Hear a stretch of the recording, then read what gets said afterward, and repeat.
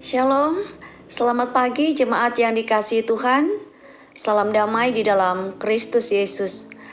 Renungan harian GKE hari ini 21 Oktober 2021 dari kitab Ibrani pasal yang ke-7 ayat pertama hingga ayat yang ke-10. Saya mengajak kita semua satu hati dalam doa sebelumnya. Mari kita berdoa. Bapa Surgawi, Bapa yang Maha Pemurah, pagi ini kami mengucap syukur kepada Tuhan atas perlindungan di malam yang telah berlalu. Kami mohon Roh-Mu memimpin tiap langkah kami pada hari ini. Kiranya berkat dan kasih-Mu menyertai kami. Kami juga bersyukur atas kesempatan untuk dapat mendengar dan belajar dari kebenaran firman Tuhan setiap hari. Tolonglah agar kami pun semakin membaharui hidup seturut kehendak Tuhan. Berkatilah seluruh jemaat-Mu saat ini. Berkati kesehatan, kekuatan, dan semangat mereka. Berkati keluarga dan kehidupan, usaha maupun pekerjaan mereka. Begitu juga hamba-Mu yang terbatas pengertiannya ini. Kiranya berkenan Tuhan pakai untuk memberitakan Injil-Mu yang kudus. Kami berdoa dalam nama Tuhan Yesus Kristus. Amin. Saudara-saudara, saya akan membacakan nas firman Tuhan dari kitab Ibrani pasal yang ke-7 ayat pertama hingga ayat yang ke-10. Demikian dengan perikop Kristus dan Melkisedek. Sebab Melkisedek adalah Raja Salem dan Imam Allah yang Maha Tinggi. Ia pergi menyongsong Abraham ketika Abraham kembali dari mengalahkan raja-raja dan memberkati dia. Kepadanya pun Abraham memberikan 1/10 dari semuanya. Menurut arti namanya, Melkisedek adalah pertama-tama raja kebenaran dan juga Raja Salem, yaitu Raja Damai Sejahtera. Ia tidak berbapa, tidak beribu, tidak bersilsilah. Harinya tidak berawal dan hidupnya tidak berkesudahan. Dan karena ia dijadikan sama dengan anak Allah, ia tetap menjadi imam sampai selama-lamanya. Camkanlah betapa besarnya orang itu, yang kepadanya Abraham, bapa leluhur kita, memberikan 1/10 dari segala rampasan yang paling baik. Dan mereka dari anak-anak Lewi yang menerima jabatan imam mendapat tugas menurut hukum Taurat untuk memungut persepuluhan dari umat Israel, yaitu dari saudara-saudara mereka. Sekalipun mereka ini juga adalah keturunan Abraham, tetapi Melkisedek yang bukan keturunan mereka memungut persepuluhan dari Abraham dan memberkati dia, walaupun ia adalah pemilik janji. Memang tidak dapat disangkal bahwa yang lebih rendah diberkati oleh yang lebih tinggi. Dan di sini manusia-manusia fana menerima persepuluhan.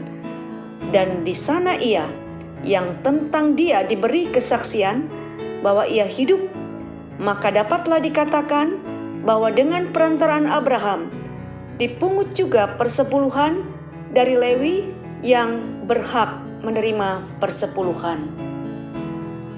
Sebab ia masih berada dalam tubuh bapa leluhurnya ketika Melkisedek menyongsong bapa leluhurnya itu. Demikian dasar firman Tuhan yang akan kita pelajari dan kita pahami bersama pada kesempatan saat ini. Untuk mengerti nas hari ini, kita mulai dengan pertanyaan pertama, siapakah Melkisedek? Kedua, apa hubungannya antara Kristus dan Melkisedek? Saudara dikasih dalam Tuhan Yesus Kristus, apa yang tergambar tentang tokoh Melkisedek dalam kitab Ibrani ini juga telah muncul dalam kitab Kejadian pasal 14 ayat 17 hingga ayat yang ke-24, bahwa Melkisedek disebut sebagai Raja Salem dan Imam Allah yang Maha Tinggi. Ia menyongsong Abraham ketika Abraham kembali mengalahkan raja-raja, dan ia juga memberkati Abraham. Lalu Abraham juga memberikan perpuluhannya kepada Melkisedek. Kemudian dikatakan bahwa menurut arti namanya Melkisedek, pertama-tama ia adalah raja kebenaran dan juga raja Salem, yaitu raja damai sejahtera. Tentang Melkisedek dituliskan di ayat 3, dikatakan bahwa ia tidak berbapa, tidak beribu, tidak bersilsilah, harinya tidak berawal dan hidupnya tidak berkesudahan. Dan ia telah dijadikan sama dengan anak Allah, ia menjadi imam sampai selama-lamanya. Berikutnya juga dikatakan bahwa harus dicamkan betapa besarnya tokoh Melkisedek ini. Sebab bapa leluhur kita Abraham memberikan perpuluhan kepada dia. Dan Abraham diberkati olehnya. Ya, walaupun sebenarnya Abraham sendiri adalah pemilik dari janji Allah. Dan Melkisedek bukanlah orang Lewi, tetapi ia telah menerima persembahan perpuluhan dari Abraham. Saudara-saudara dikasih Tuhan, kita tahu perpuluhan itu adalah hak orang Lewi selaku pemegang jabatan imam. Dan mereka telah menerima tugas itu menurut hukum Taurat. Melkisedek seperti tokoh yang misterius, yang tidak diketahui dan juga memang tidak ada diterangkan tentang dia dari mana asalnya. Tetapi Melkisedek dikatakan telah dijadikan sama dengan anak Allah dan menjadi imam untuk selama-lamanya. Itu sudah kita dengar tadi di ayat yang ketiga. Sekalipun sebenarnya memang bukan hal mudah kita dapat mengerti bagian ini. Tetapi kita harus belajar memahami bahwa ada satu hubungan yang erat antara Kristus dan Melkisedek. Di akhir surat Ibrani pasal yang ke-6 ayat 20 telah dikatakan di mana Yesus telah masuk sebagai perintis bagi kita ketika ia menurut peraturan Melkisedek menjadi imam besar sampai selama-lamanya.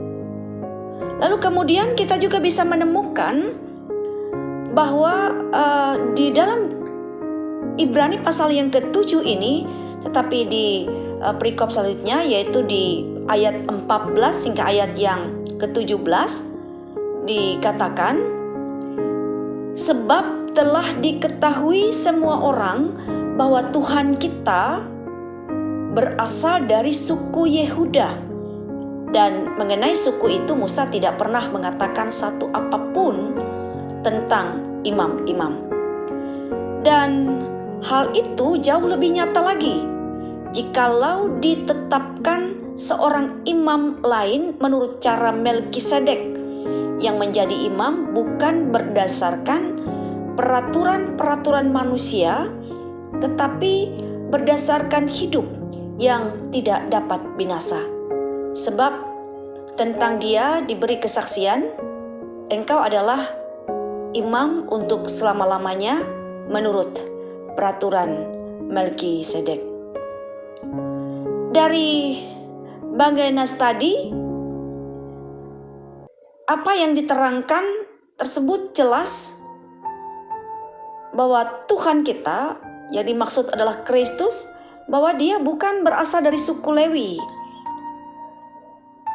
selaku suku imam-imam, melainkan Kristus ini dikatakan berasal dari suku Yehuda.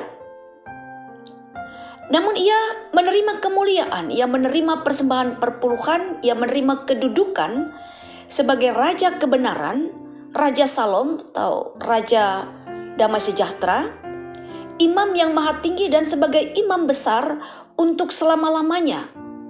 Dan kita perhatikan tetap dikatakan di sini ini menurut peraturan Melkisedek. Sebab sungguh demikian firman Tuhan bahwa Kristus menjadi imam bukan berdasarkan peraturan-peraturan manusia, tapi jelas bahwa Tuhan atau Kristus menjadi imam adalah berdasarkan hidup yang tidak dapat binasa. Karena Kristus bukan seperti manusia-manusia fana yang dapat binasa. Ini sudah ada di bagian nas kita di ayat yang ke-8, bahwa manusia-manusia fana menerima perpuluhan, tetapi mereka semua dapat mati. Mereka tidak bertahan kekal. Siapapun mereka, nenek moyang kita di masa lampau, mereka semua sudah mati. Dan manusia-manusia sekarang ini juga menunjukkan kepada gereja yang juga menerima persembahan perpuluhan itu, dan manusia yang hidup ini semua akan dapat mati. Artinya baik nenek moyang kita di masa lampau maupun kita yang sekarang juga semua dapat mati. Tetapi Kristus ini adalah imam yang bukan berdasarkan peraturan-peraturan manusia, tetapi berdasarkan hidup yang tidak dapat binasa, karena keimamannya adalah untuk selama-lamanya. Keimamannya bersifat kekal. Saudara dikasih Tuhan, apa yang digambarkan pada tokoh Melkisedek yang sudah kita dengar pada hari ini? Semuanya hendak menggambarkan bahwa itulah Kristus. Jadi Melkisedek ini adalah merupakan perlambang dari Kristus. Kristus yang menjadi Tuhan dan juru selamat dunia. Kristus sang raja benar yang setia memimpin kita kepada hidup yang kekal. Demikian renungan firman Tuhan bagi kita pada hari ini. Kiranya kita semakin diperkaya dengan pengetahuan iman yang benar, yang senantiasa membawa kita kepada pengertian dan hikmat tentang Allah kita, tentang Kristus Tuhan kita. Amin untuk firman Tuhan. Shalom.